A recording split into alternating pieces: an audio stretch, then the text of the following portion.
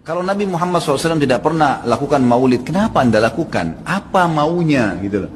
Tanya coba, pasti mereka bilang Nabi nggak pernah lakukan, para sahabat tidak melakukan. Sampai saya pernah berkata kepada beberapa teman yang sudah sampai pada level ustadz-ustadz, kiai-kiai yang mereka masukkan, saya bilang, akhi, tolong datangkan kepada saya satu saja pendapat, tidak usah dari para sahabat, tidak usah dari para tabiin, 4 orang imam saja, Imam Ahmad, Imam Malik, Imam Syafi'i, Imam Abu Hanifah, ada nggak satu saja statement mereka yang suruh buat maulid? Coba datangkan kepada saya.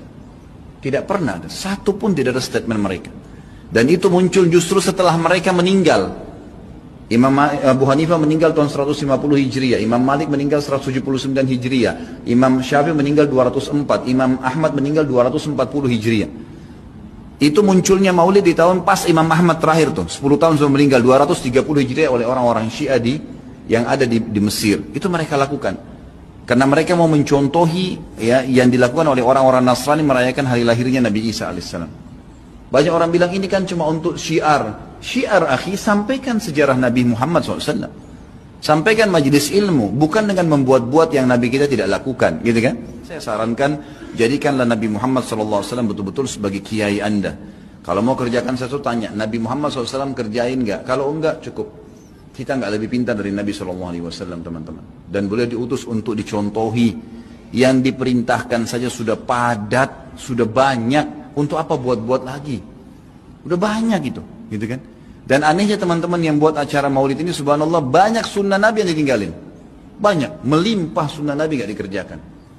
Banyak sekali, kita temukan kukunya masih panjang, hal yang kecil. Istrinya belum pakai jilbab, dia masih belum datang ke masjid sholat 5 waktu, banyak. Rame-ramein aja pada saat acara itu saja, itu pun tidak ngerti apa itu acara. Datang baca salawat, berdiri tengah-tengah, padahal dianggap ruhnya Nabi SAW sedang lewat tuh. Itu keyakinan mereka itu. Coba tanyain gitu kan, memang sudah begitu. Jadi tidak cukup dengan kata-kata baik.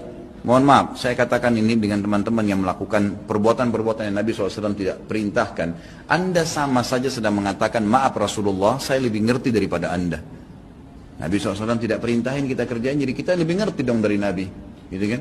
Padahal kita disuruh menjadikan Nabi Muhammad SAW sebagai suri tauladan. Yang disuruh saja, jangan tambah-tambah, cukup.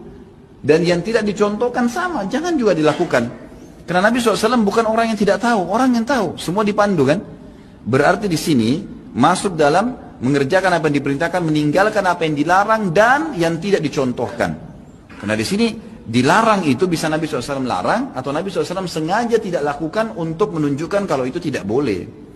Kan seperti itu. Semoga Allah berikan hidayah.